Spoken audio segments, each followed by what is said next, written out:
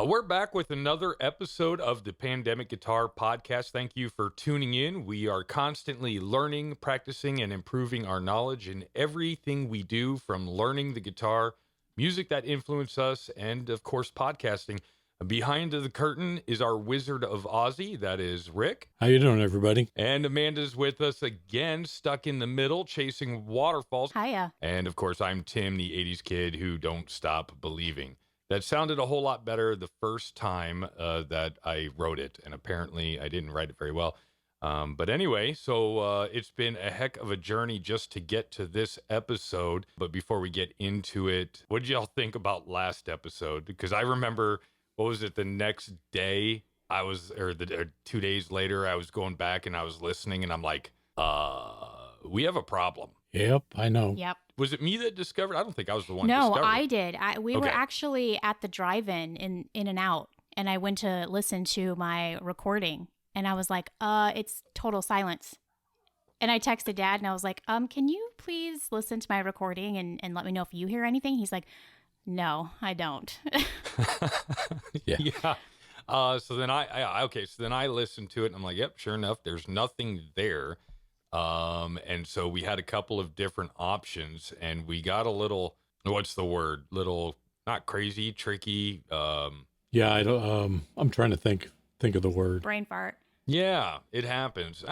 We figured out a way to make it work so that we could get the episode out. Not our best work, but we learned a lot of life lessons there. So How about creative? yeah, creative. There you go. That's the word, creative ways. We figured out a creative way to make it all work. But that also sparked a thing that Tim and I have implemented with the backup too. Oh yeah. So, so that we're recording twice. So that problem may not, or we're hoping the problem won't show up again. Yeah, so we're recording on two different devices so that if for whatever reason one of them does something funky, hopefully the other one will work. And if it works really well for us, then we'll have to figure out a way to get Amanda a backup.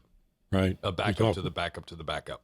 Yeah, we talked about that. Christmas is around the corner, and we already know that all she's getting is a lump of coal and maybe some plastic garbage sacks. I mean, definitely the plastic garbage sacks, for sure. Those are going to come in handy. I'm never going to have enough of those. But the coal, nah. You can use the coal to start a fire to keep warm in the winter. True. I think. That's true. Although eventually I think coal might also be illegal here, along with gas and oil. So I don't know. We'll see.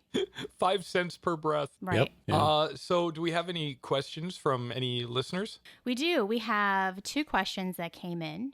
The first question is, I would like to record playing my guitar, but I don't have the money to replace my computer. What do you recommend doing? I'll let Tim answer that one.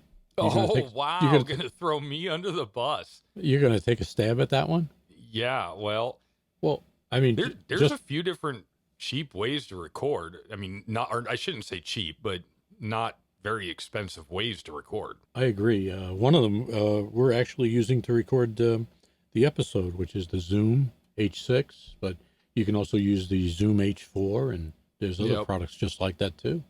Zoom H4, Zoom H5. I know that there's devices out there like audio interfaces that'll connect directly to your cell phone or your iPad or tablet. Yep. And those are usually pretty cheap, anywhere between the 50 to 125, maybe even $150. And they work pretty well. Yeah, I didn't even think of that. You could use your cell phone. I mean, that's why I picked up that Positive Grid Riff, which is this guy right here. And I like it a lot. The only thing is I kind of feel like it was designed for a left-handed person. Yeah, could you show that to the camera? Let the viewers out there see it. Did you catch that? Did you? Yeah, I was going to say, I don't think they could see it, but it's rectangular. It's got a knob on it. Right. It turns. Yep. But it does come with the cables to hook up to your iPhone or Android. Yeah, that's a good point. I mean, you can get any sort of interface, audio interface, and just connect it to your iPhone or Android or anything like that. Works great. Yeah, I think it's probably a little bit more versatile too, because you can download all sorts of like effects apps, and you can do all sorts of things. That's the way I would go. Yep. So what's the next question? So the next question is actually a question from Instagram. So it's our first question on Instagram, which is kind of cool. Yeah. Who would be your Mount Rushmore of great guitar players, Now, excluding Hendrix? Oh, yeah. wow. I know Yeah. dads. I know who dads would be. Yeah, so I went on to Instagram and I saw this question come in, and I instantly took the question and I just threw it to Dad in a text message, and it was, "Hey, we got a question from Instagram," and I gave him the question, and I just was like, "You'll give it a little think or say cool or whatever," and yeah, he came back right away with his or four people. There's only four. No, there's Right. 5.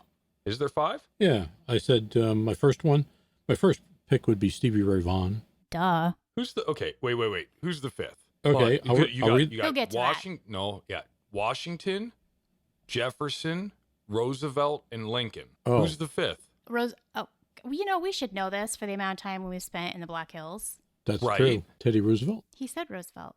Yeah, I said Washington, Jefferson, Roosevelt, Lincoln. Don't know. He Sorry. said Washington, Jefferson, Roosevelt, Lincoln. Yeah, it's 4. 4. Yes, 4. 4 on the mountain. Okay, so 4. So it wasn't 5; it was 4. Okay. Now you came back with your top 5. Right. And the reality of it, and this is a very controversial thing, I actually did put a lot of thought into this. Because who was it was like Gaston, I can't remember the artist's name. I had it pulled up the other day. But anyway, I was doing a little bit of research and I'm trying to figure out, okay, who would I pick? And I wanted to relate my picks compared to what the artist was thinking. So, for instance, Washington represents the birth of the United States. Okay. And Jefferson is the growth of the United States. Roosevelt is the development of the United States. And Lincoln is the preservation. Wow, Oh. you really put a lot of like. Yeah. I did, because this was This really is deep. hard. This Yeah. is hard because it's not like, let's be realistic, all the real greats, the well-known greats, are really before my time. So I had to really think about this, because that's the controversial thing that everybody says. Why did the artist pick those presidents? And if the artist had to pick those presidents in a different time, would his choices be different? So that's why I was playing on it. So when I thought about this, I went with, first, who influenced me to pick up the guitar, basically, then who influences me to keep playing, who continues to develop the guitar skill, and then who preserves the music, is what I was trying to think. Can I guess your first one? Go ahead. Kurt Cobain. Nope. Oh man. Wrong. Anyway, so Boo. that's what I was thinking. I know that, Rick, you picked out 5, but go ahead. Let's hear what yours were. Okay. In no particular order. Actually, I can order them. I would say I was Stevie. gonna say, you gotta order them. Yeah, Stevie Ray Vaughan, I think, would be the king of the Texas swing blues type thing. What was the over-under on that one, Amanda? Oh yeah. There was no bet. Oh, yeah, Absolutely okay. not. I Yeah, mean, we absolutely. knew that. Yeah. So SRV, Stevie Ray Vaughan is Dad's Washington, apparently. Yes. Right? Yeah. Well, Okay. that's okay. Yeah. And the next one I would say, I mean, it's really tough. I would say Freddie King would be probably my next one. And he is a very, very aggressive blues player.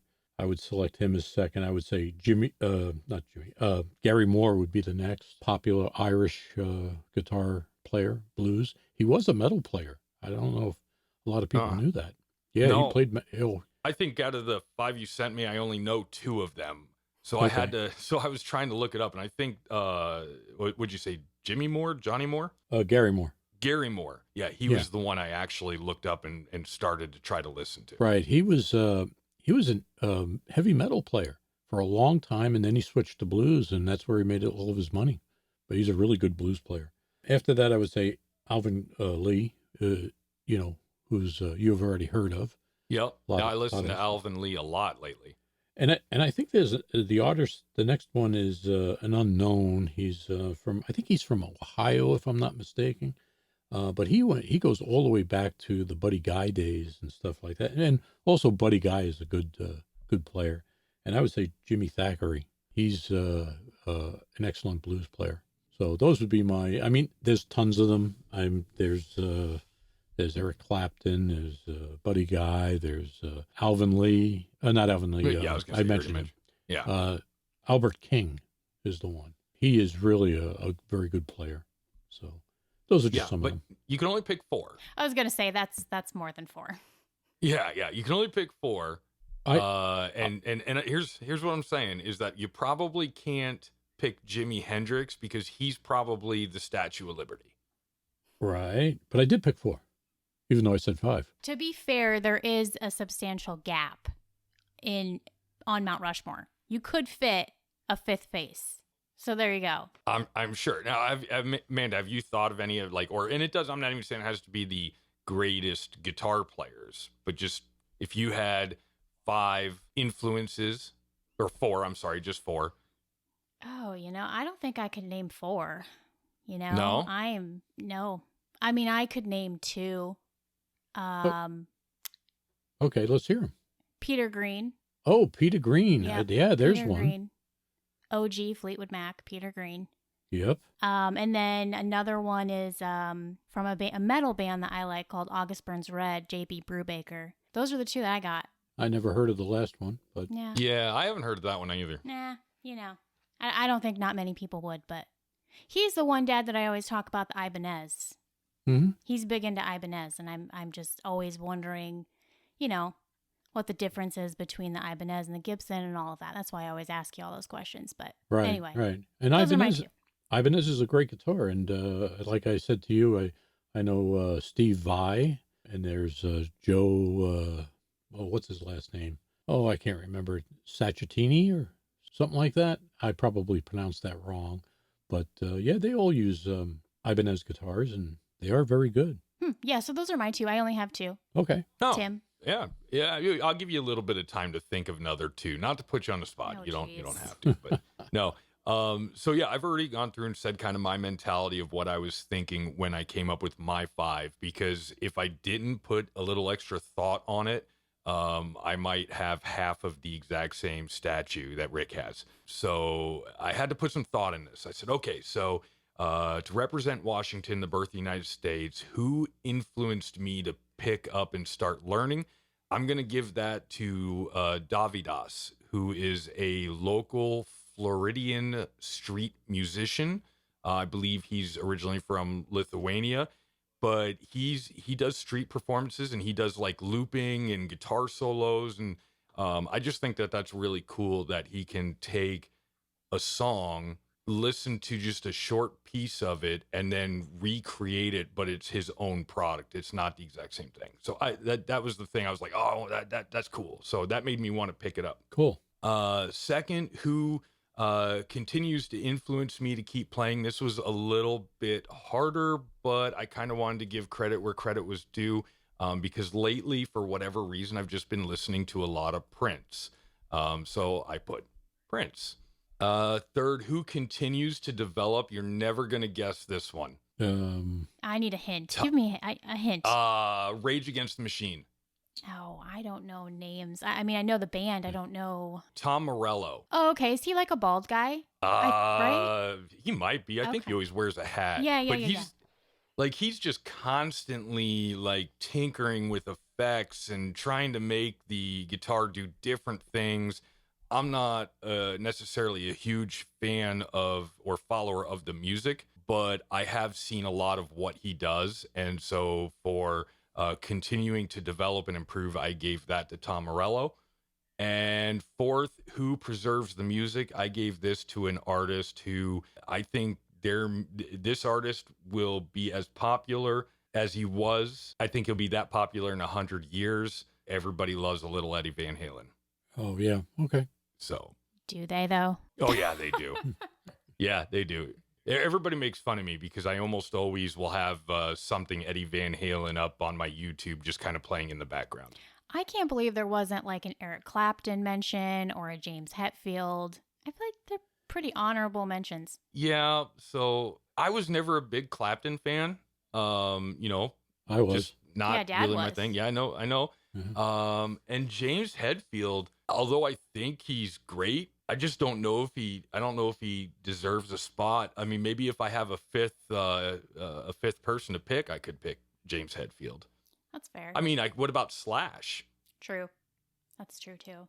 You know, there's a ton of them out there, but if you had to pick, those would be the 4 I'd pick. And like I said in the beginning, it really depends on who you are and at what time you have to make those choices. You might choose different people. Okay, I got trivia for you. Oh, great. Okay, Eric Clapton, what's his, he has another name for himself, what everybody called him. Actually, it was the name of an album. I don't know.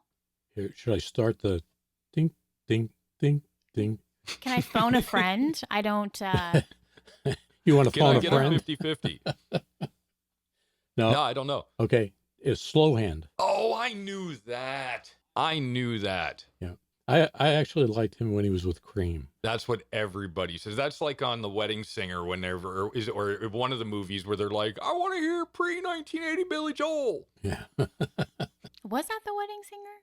No, it wasn't. It was, I think it was Step Brothers when they're at the Catalina wine mixer. Yeah. Yep, that was And it. I think they wanted to hear, I think somebody was trying to yell out like late 80s, 90s Billy Joel. And they're like, cover bands like, sorry, we only play pre-80s. That's right. Yeah. Yeah. That is right. We went to an RV spot in Carlsbad, right on the bluffs, and right, on the bluffs, you park your RV, and then literally right down below is the ocean. They had like an acoustic guitar player playing by a little bar, and we were all sitting outside, and they're like, "You have any requests?" And I was like, "Play Slipknot." He's like, "Oh, I do not have the right equipment for that. I'm sorry, miss." Yeah, but play Slipknot acoustic. Right, right. Slipknot is from Iowa, too, I think. They are. Yep. Yeah. 515. That they are. Did you just represent? The 515. I did. That was all the questions, right? That was all the questions. All right. Well, if you have any questions you want to ask us, just reach out via email, pandemicguitar@icloud.com, or catch us on Instagram @pandemicguitar. Ask your question, and if it's good enough, and gosh darn it, we like it, we'll answer it. At this point, all questions are good enough, and they're all welcomed. Yeah, that's true. We will Yeah. answer anything. Almost. Yeah, almost. Oh, okay. All right. Let's fair. keep... As long as it's guitar music related. Right. I think, Let's keep it rated G for guitar. Right. Tim missed that. Wow. There you go. Guitar G. That's the name of this episode. Keep it rated G for guitar. Or no, just G is for guitar. There you go. So I know I asked you, Rick. I was trying to come up with an idea topic, right, for this episode. What I really wanted to get out of it, and I gave you an idea of, what are some good songs to learn for different techniques and so forth. And I think hopefully, kind of talking to you a little bit more and looking at the notes, maybe it makes a little bit more sense than what it originally did. Yeah. I guess what I'm trying to get at is, you go to these apps that are out there and they have these lessons and they start you off at the very beginning and, like maybe just, quarter notes, half notes, and then maybe just a single string, and they work you up and they try to work you up to a song. A lot of books are the same way. They try to work you up to a song. And it seems like there's this group of songs that everybody tries to work you up to. And right off, I should have looked to give you some examples. But a lot of times you're looking at the song that you're trying to learn and you're like, I would never want to listen to that song on the radio. Why am I trying to learn that song? Okay. Well, they're teaching you this song to get you to a point or a spot, right? To learn something to get you to a milestone. Right. What other songs could they put in the place to achieve the same thing? Well, you got to remember that a lot of the newer songs and even some of the older songs have got copyrights on them, so they can't can't do it. I mean, what you're basically learning is a lot of public domain stuff, like Twinkle Twinkle Little Star and things like that. Right. So I understand that Tim can't just go create a learn how to poorly play guitar every day video series and just pick whatever willy-nilly song, because I don't have ownership of that music. Right. But there's nothing that says Tim can't say, I want to learn this song, for instance, I want to learn strumming patterns. Right. So here's a song that I think sounds really good, that's cool, that I'd like to learn, which will also teach me strumming patterns. And yeah, I agree. Instead of, you know what I'm saying? Yeah. You know what I'm saying? Does that make sense? Yeah, I mean, I think learning rhythm, I'm going to call it rhythm, strumming patterns, any sort of rhythm, I think is the key to it. I mean, that's the first thing that anybody should learn. I mean, whether you play, I think you should be doing the cowboy chords, which are back a long time ago, those were like the open chords, like, they're open strings, just down by the first fret down there, first, second, and third fret, and then progress up to bar chords and stuff like that.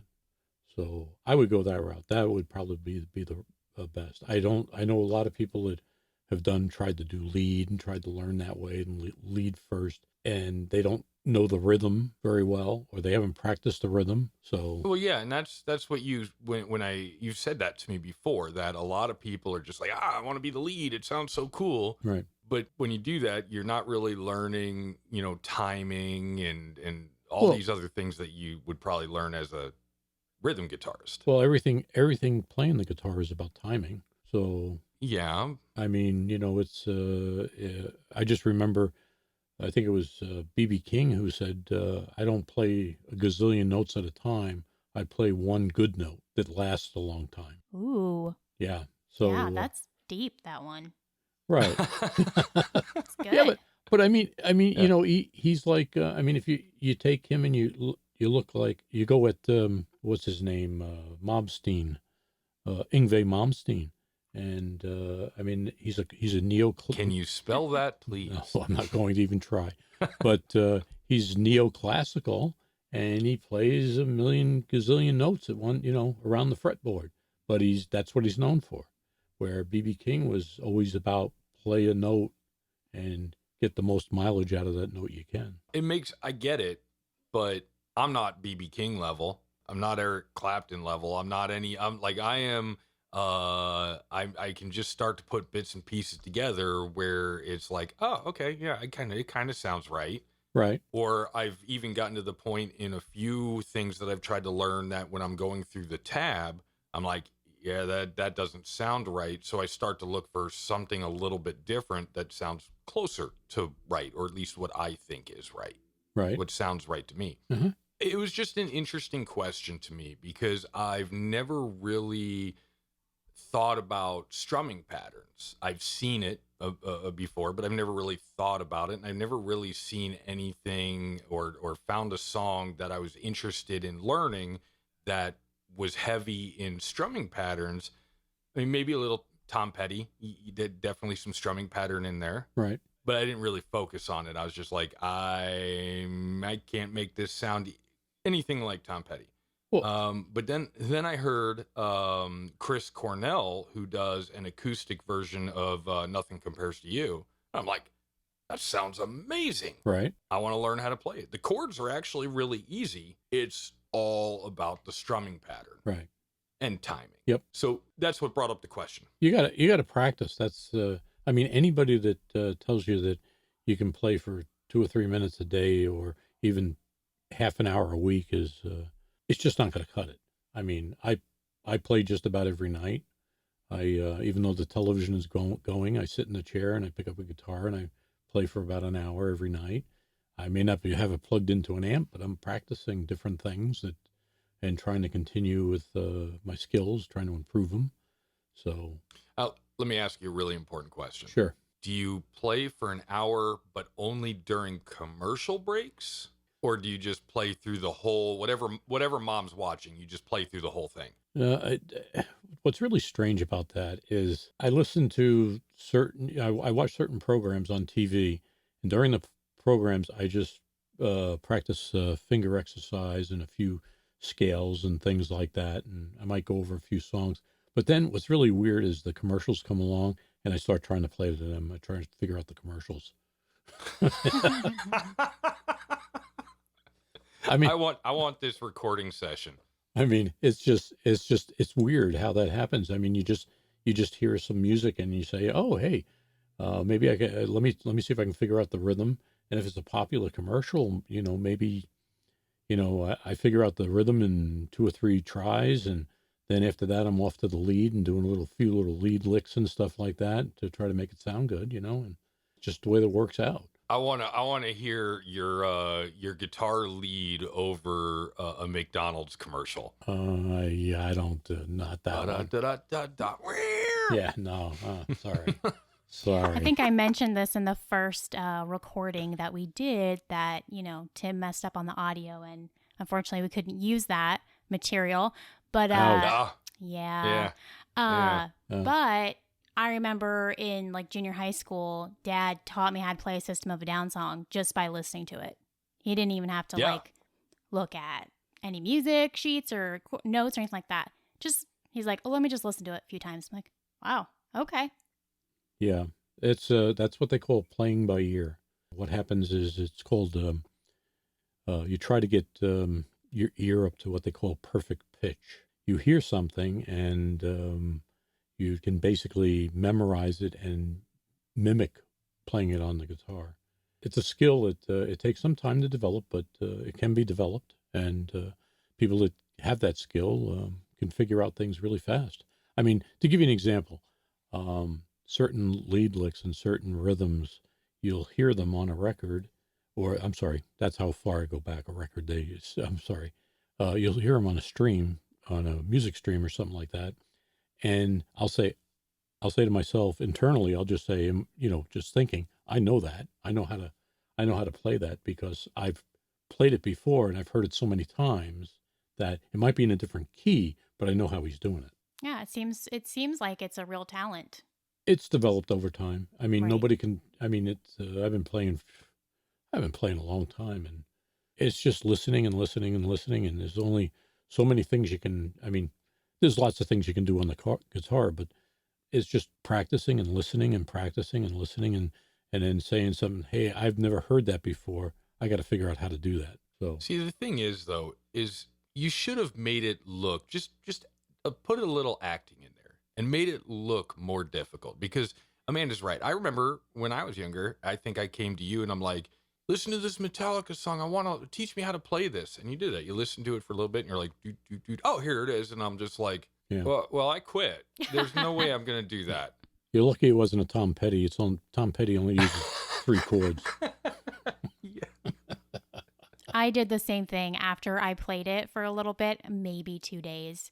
I was like, hey, Dad, I'm getting like blisters on my fingers. He's like, yeah, that happens. I'm like, nah, I'm out. Oh, yeah. Yeah. No, that's a real thing, though, because I didn't get blisters, but my fingertips definitely got sore to the point where I think I had to take like a 3 or a 4 day break. Right. Wow.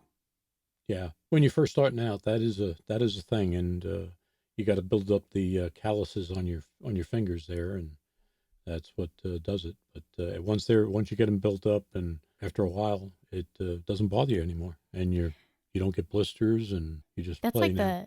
the bassist from Red Hot Chili Peppers, Flea. Right.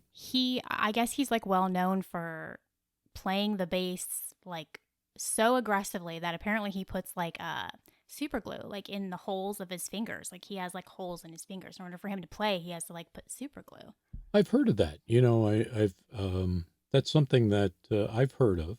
I do know that there was one guitarist that it was the Black Sabbath guitarist Tony Lamoni, and Stevie Ray had to do it for a while too. yeah, but Tony had he worked in some sort of metal shop, is what the story is, and he lost the tips of his fingers on a bandsaw or something. Something happened. I don't know whether it was a bandsaw or not, but something happened. He lost the tips of his fingers, and he always had to play with something, and on his fingertips, he had to make up something to get the strings down on the fretboard.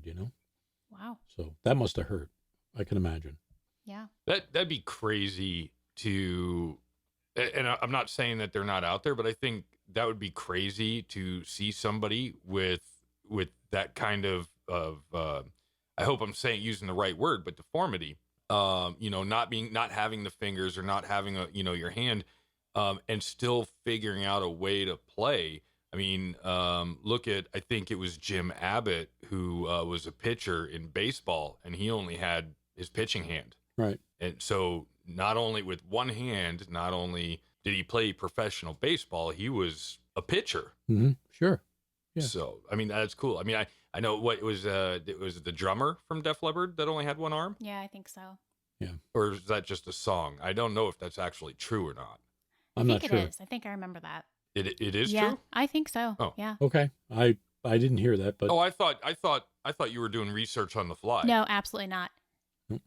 Well, I'll do it. Okay. okay. Hey Siri, did the drummer from Def Leppard only have one arm? Oh, I thought it was going to read to me and it would have been much better, but apparently Siri disappointed me. Boo. Richard John Allen, born November 1st, 1963, is an English drummer who has played for the hard rock band Def Leppard since 1978. He overcame the amputation of his left arm in January 1985 and continued to play with the band, which went on to its most commercially successful phase. Wow. Oh, wow. There you have it. It's impressive. Well, you just adapt, Yeah. like anything else. If you really want to do it, you find a way. Yep. Yeah. Well, I mean, if you look at Beethoven, I mean, he was deaf. Was he? Yeah, he was deaf. I've heard of other musicians, I think more percussionists or even pianists who play by feeling. Yeah. They feel the music and that's how they can put their pieces together. Yeah, they feel the vibration. Mm-hmm. Yep. That's crazy. Yeah, it's interesting. It's amazing what we can do. So you said we mentioned strumming patterns, Right. and you've mentioned bar chords, and right before that you were talking about what was it, open chords? Yeah, open chord, the cowboy chords. Okay.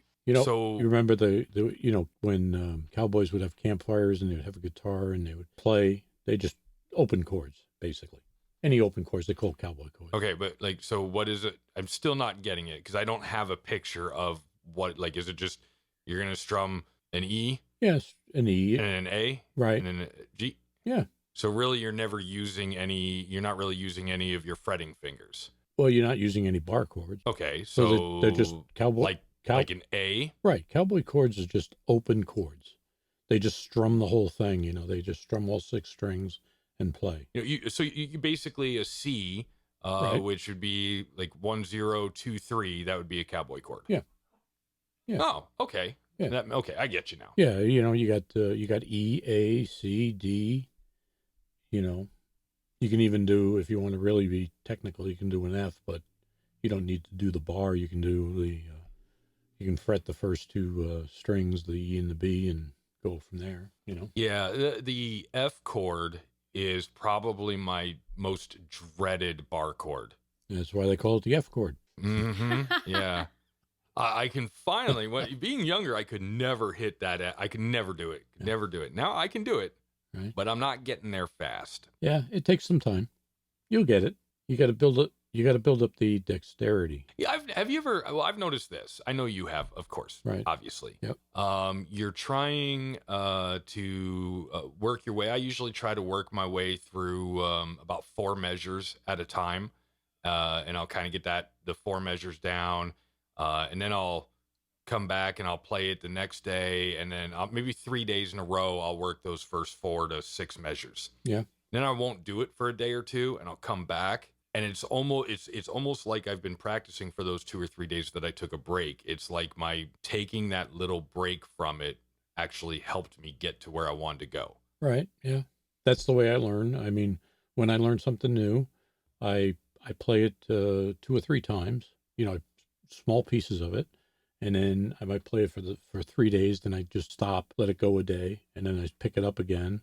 And I just continue until it feels natural. The key is you have to play it without even thinking about it. It's what they call muscle memory. Yeah. And muscle memory comes into a big part of the whole thing.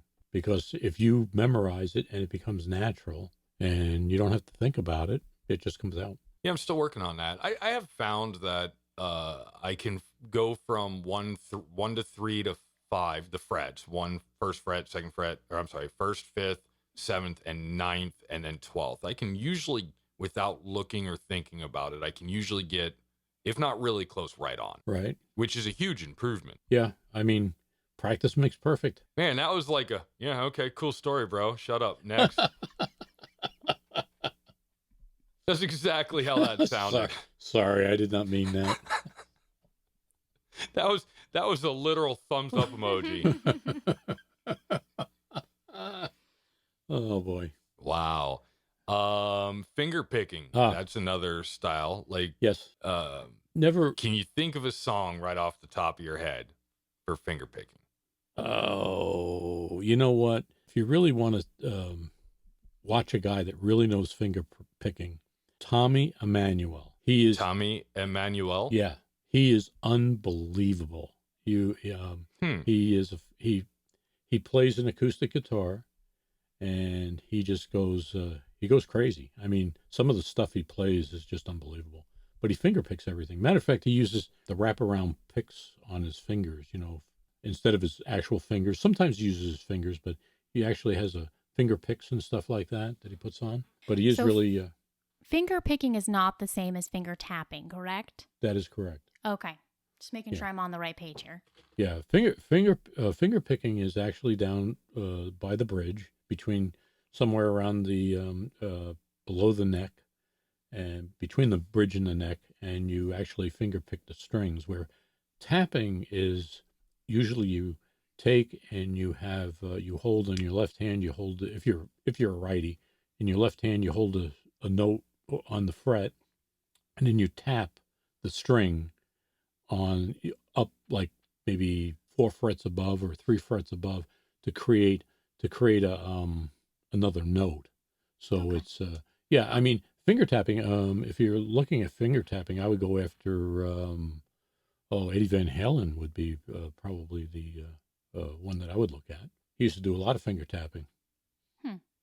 So, as a matter of fact, he was, I'm not sure if he was the actual one who brought it to the guitar playing, but no, I think that Eddie Van Halen has actually admitted that he was not it wasn't something that he created. Okay. It's something that he has seen, or he's heard something and he tried to replicate. I think that people just try to give him credit because that's where most people first see it. Right. And that's where I seen it. Yeah. And I was pretty amazed at that too. And I've done it. I mean, it works really well. I'm still trying to figure out that those harmonics where you just barely touch the string and you get that harmonic, like on the 12th fret. Yep, harmonic. And there's a few others that are like that's what I do. You said earlier, when you're sitting there watching TV and you're trying to during the commercials figure out how to play some of the songs. That's one of the things that I do is I try to find those harmonics around the neck. Right. And it's just because I don't know. Yeah, they're all over the place. You just got to play around and figure out where they are. And the common ones are up at the 12th fret. And what you have to do is you don't. Most people will push in the middle of the fret. That will get you the note. But if you just hover exactly over the top of the fret and just lightly hold the string with your finger and then pluck the string, it creates a harmonic. Super light. Yeah. Like almost to the point where you're like, I'm not touching you. Yeah. And they also have now, I don't know if you're familiar with, there's also what they call pinch harmonics. Nah, I've never heard of it. Really? Billy Gibbons, ZZ Top does that a lot. You'll hear him play a pinch harmonic, and what it is he does what they call a choke on the pick, and when he picks the string, his thumb actually mutes it doesn't really mute it, but it just like touches the string and creates the harmonic. So I'll show you that sometime when I see you. It's interesting. Yeah, I guess I've never even thought to listen for that, Yep. I suppose now if I go back, if I try to listen to some ZZ Top, I'll probably try to find it. Yep. Probably still won't. He does it all the time. One thing that I've always thought, or I shouldn't say always, but lately I've been thinking, I don't really know any scales. And I've tried to go online and say, okay, what's going on with scales? Mm-hmm. And for whatever reason, I don't know why. Maybe it just seems like scales is music theory or something. Not really. Well, I mean, It is. It's just so hard for me to make sense of it. I mean, like, it is in a way, but you should learn. Like, I guess the easiest one to learn is the minor pentatonic scale, and that's easy. I mean, even though you may not know the notes in it, you should know the notes or learn the notes, but it's pretty easy. And then you can graduate to the major pentatonic. I mean, and then from there you can go to Frisian. There's a bunch of them. There's seven. I don't want a Brazilian. I was just gonna say the same thing. That's what I heard. No. It's a scale. It's the A-low. I'm trying to learn guitar here. Yeah. There's seven scales. There's seven different things, and just the type of music dictates that type of scale. You know, like so what ultimately? So like learning the scale. Okay, go ahead. What ultimately, like, what are you trying to get to? What's your goal other than what I see online is people just like, hey, check out the scale. Right. Yeah. No, you're trying to be unique. You're trying to be unique in the way you use the scale, and that may sound a little strange, but to give you an example, Carlos Santana, he's in the Aeolian scale, and he moves in and out of the minor scale constantly. Those two scales, and that's how he creates that sound that he has, that he's noted for, constantly in and out of the different scales. The sound that he creates is that I'm going to say it's the Latin type sound. Yeah, and he's noted for being, you know, that's his signature. You know, like to give you an example, Stevie Ray Vaughan is a minor pentatonic guy, and that's his. You know, you can tell he's a Texas swing blues type thing, and I mean, just really good stuff, and that's what creates the different tones. Okay, so I guess one more question. Sure, go ahead. Is it capo? Well, a multi-part question. Capo or capo? Capo. Okay, capo. Yeah. And is the only reason why you need that is so that you can play Oasis?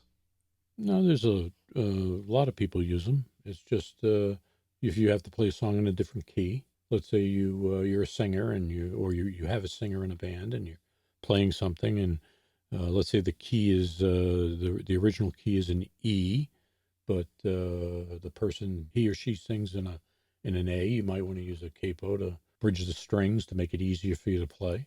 Okay, give me an example of that. Okay, so you said if the key is normally an E, right, and it doesn't have to be. Okay, let me. Well, no, I'm just as an example. Okay, all right. Let's back up a little bit. Do you remember how I? Okay. Remember I told you about cowboy chords? Yeah. Okay, they're open chords.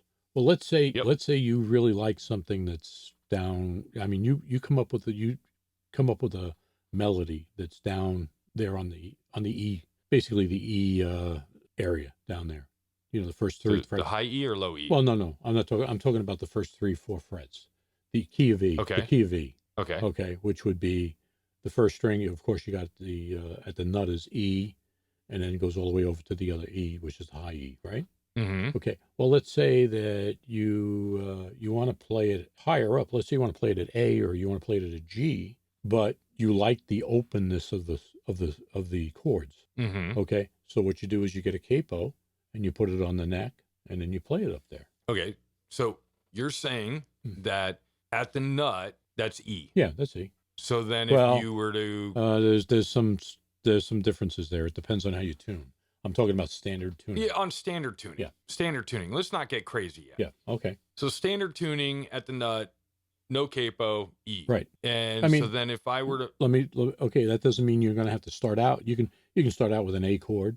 You can start out with a G chord or a C chord. I mean, it depends on the key you want, but you can also move it up if you want, like to play something a little bit more unique up higher. You know what I'm saying? I'm just trying to, like, I guess, and this is probably a completely different topic. I'm just trying to think to myself, okay, how do I know, like, this is this song? I want to go from E to A. Right. How do I know whether I want to be at the 2nd fret, 3rd fret, 4th fret for the capo? It depends on what you want. I mean, I guess it's hard to explain, but it's not, to give you an example, there's a lot of people that like the E position down there, because when you you can take like the E chord and you can do it like an E7th and E6 to get a certain sound out of it. Well, you can play notes within the key of E at that E position. But let's say you want to move it up 3 and you want to start at G. Well, G may not be the best spot to do that because the G chord is different. You know, in other words, we're talking about the cage system is what you're talking about. So I have an E chord, right? And I'm playing the E chord and I pick a few strings that are within that E chord. Well, let's say I want to start the song in G. So I put the capo at G. I can still play the E chord, but I'm at the G position. You know, that sounds really interesting. I think I'm just going to go ahead and put this capo away. I don't need it. I got one. Yeah, you got a spare. Yeah, I got a spare. Excuse me. We've been eating up quite a bit of time. We should probably keep on moving forward. Amanda, do we have some music history?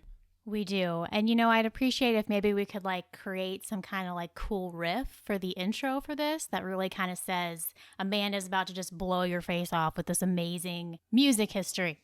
You'll have to give me time. Yeah. How's your heavy metal? A little rusty. Yeah. It's a lot of finger tapping. A lot of finger tapping. Music history. Well, I mean, I did the beginning part. I don't know if everybody knows that, but You did? Yeah, I don't remember if we actually said that or not. But yeah. Wow. I created that, and I used my Charvel. It's a 6-string with a Floyd Rose. That's like at the do the drop at the end. Yeah, with the just do a dive. That was per my request. Yeah, dive bomb. Yeah. Yeah. Yeah. Rick comes over to my place and he picks up my my Toy Story guitar and he's like, "Oh yeah, this is how I did the intro." I'm like, "You did what?" Yeah. Yeah. I'm gonna need like a slow motion camera here because I have no idea.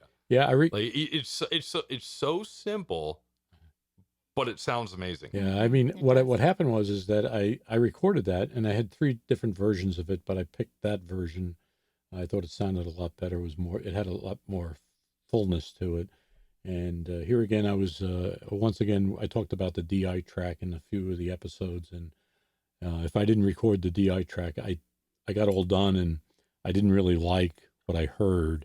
So I went back to the DI track and I remixed it and put an amp sim on there, and I finally got the sound I really liked out of it. You can always just redo that and just make it more metal. And then we'll just throw it right in the middle here. Right, but the thing is that, as I said, if you record a track and you have the effect on the track and you don't have a dry track, a DI track is a dry track, what happens is that all of a sudden I was put in a position where I don't want to really redo it because it turned out really nice, and but when I listened back to it, it was like, I really don't like it. So what I did was I took the dry track, made a copy of it, and then I worked with that, and I came up with what the start was there of the podcast. Intro. Yeah, the intro. So Then you still got to work on an outro. yeah, Yes. I know. I'm working on We it. got to get an outro, but we want everything to be internal. Right. We don't want to scour the internet and try to find somebody else's material to use. Yeah, no, I know. I've been bad about that. I got so much work, so much stuff to do here. We'll get it. Yep. I'm not worried. Yep. All right. So this day in music history on November 3rd. Is everybody ready? Yep. Okay. 1956, Love Me Tender replaces Don't Be Cruel / Hound Dog on the Billboard chart, making Elvis the first artist to knock himself out of the #1 position. Wow. Did not know that. It's talent right there. Yep. Yeah. I mean, wouldn't you love to have, as a musician, wouldn't you love to have that problem? The only person that can beat me is me. Yeah. Right. Is he still down in Graceland down there? Yeah. Yeah. I mean, his remains are. Yep. Oh, I think sure are. I think there's sightings. Oh, there's sightings everywhere of Elvis. They're all over Yeah. Vegas. Oh, yeah. Yeah, he's all over the place. Onward. I'm gonna skip this. I'm gonna go to 1962. Okay. All right. Billboard magazine drops the Western from its country and Western chart. So now it's just country. That's where just the country music chart comes from. Cool. Did they drop it all together, or did they make it two separate things? That's a great question. I think they dropped it. I think they dropped it. Yeah, I bet you they would. Yeah. Yeah, that would make sense because I think at that point in time you're kind of losing the Western Right. and just country. Yeah. Yeah. Makes sense. Did you know that Bakersfield, where I live, is like the country music capital of the world? Ah, Did you know that? I did not. And don't argue with any of the locals here about that either. Wow. Because I'll be Yeah, I like, know. hey, I what hope about I never have to meet Nashville? 'em. What about, anywhere else? And they're like, no, it's here. It's us. Okay. Yeah. Now it's here. It's here. Can't you see the pickup truck in my yard? Well, no, they don't have pickup They trucks do. there. They do. Do A they? lot of pickup trucks that are just ridiculously large wheels, loud, ridiculous. Well, enjoy it while you can, Bakersfield. Right. Yep. In 1979, the Eagles' sixth album, The Long Run, hits #1 in America, where it stays for the rest of 1979. Wow. Did not know that. I just realized that we have a typo in there. It Yep, says the long run hits $1 in America. Yep. Yeah. It also says where is stays. Yeah. There's speaking of the Eagles, the Joe Walsh. I mean, talk about a unique guitarist. Mm-hmm. Oh, yeah. Yeah. Well, he's and the good. Eagles isn't the only band he's ever been in, right? He's been in, I don't know if it's the only one, but I feel like he's been in other bands or maybe has a solo career at the same time. could be. Yeah, I don't know. 1990, Ice Ice Baby by Vanilla Ice hits #1 in the U.S., making the first time a rapper has topped the charts. Heck yeah. What a tune. That was a tune. Yeah. Uh-huh. Yeah, that one still lives on. What's funny is that he's I can't remember what his real name is, but he has a TV show, or at least he had a TV show where he fixed up multi-million-dollar houses and stuff. Mhm. And he hates that song. Yeah. Yep. He doesn't like any connection between him and that song. Oh, wow. He gets Yeah. so upset over it. Yeah, it's kind of unfortunately kind of almost makes him a one-hit wonder. Right. Yeah. Yeah. But it's a great one hit. I don't think he had any other songs. I don't remember any. Oh yeah, Did he? he did. Yeah, he had that one with the Teenage Mutant Ninja Turtles. I think it was like Go Ninja. No. Oh yeah, don't and think then so. he's and then he had like Ride That Train or Slow That Train. I want to get on. Or I don't know. I have no He had a idea. couple hits. He had a couple good ones. Yeah. I don't know. I guess I was only 3 when Ice Ice Baby came out, so the fact that I Yeah. know that one is a miracle. Yeah, I almost know all the words to Ice Ice Baby. Matter of fact, when I went to senior leader course over there in Fort Lee, they wanted me to learn the NCO Creed, which is like 4 paragraphs long. And I was like, hey, Sergeant, I got a 1980s hard drive up here. I don't know if I can remember this because I don't want to forget the lyrics to Ice Ice Baby. Yeah, Wow. you don't want to forget that. Yeah, No. priceless. All right, that's everything for music history. That's all we got that was really monumental for November 3rd. Music history. There you go. That's what you get for music right now. Was that supposed to be Creed? I have Or no Nickelback photograph? idea. Look at this photograph. It's time for music history. All right. We'll be back right after this. Dad doesn't get the references. It's fine. No, I don't. No, It's it's all right. Sorry, I'm secluded. You got any new news with the project guitar? I do. I got a few. Well, it's the electronics or what's underneath the hood, or the pick guard, as you might say. I had to evaluate that. I know that the pick guard was replaced. It was there was a single ply pick guard, and it was replaced with a triple ply. So it's white, black, white instead of just white. And then replaced all the controls. I replaced the volume and the two-tone controls with the CTI stuff. CTS. I'm sorry, CTS. And I also replaced the five-way switch with an actual good switch. Did find a few cold solder joints in there. I was really surprised about that. What's a cold solder joint? Oh, it's when they don't heat the metal up. To give you an example, the wire in the metal, and what happens is that the solder is applied and then the heat is removed, and it gets instead of having a nice shine to the solder joint, it has like a dull finish, and Okay. that's a cold solder joint. And that's not good. No, in a lot of instances, it's not. It's okay, but it's not the best. I would say. The other thing I found is that the 1/4 inch jack in the body there, somebody just wrapped the wires around the connectors and didn't even bother to solder them. So it led me to believe that yeah, it was. You sent me that picture, and I was like, what? Yeah, I know. I know. Well, that was the. Oh, hey John, we ran out of solder. Yeah. Just wrap it. Yeah. So yeah. So I replaced the connector, that jack, the 1/4 inch jack, with a better jack, because that was a piece of junk.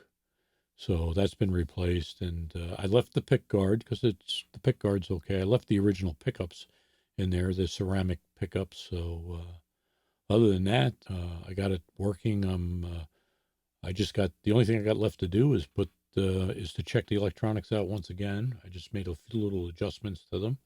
I want to check them out again, and then I want to do the intonation on the guitar.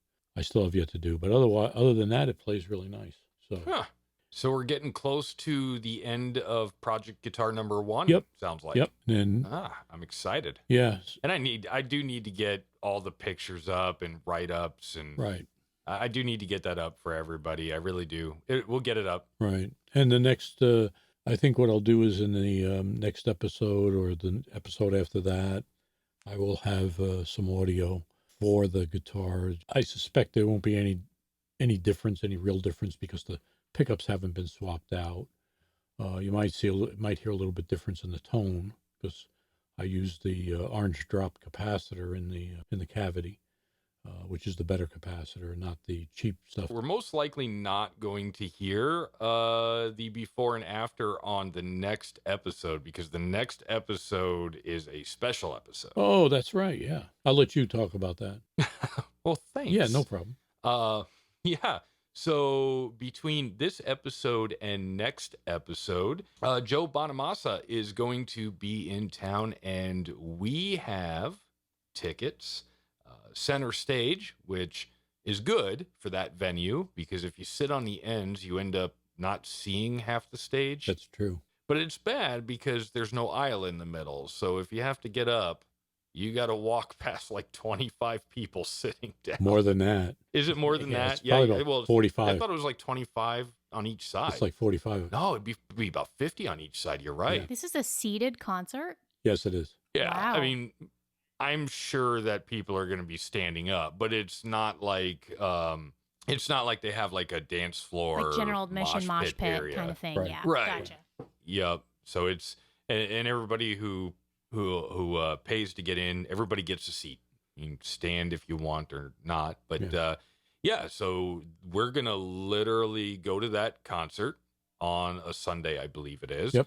And the following day, on the Monday, we're going to do a recap episode about that concert. And then it'll drop on that Thursday. Yep. I think, what day is that?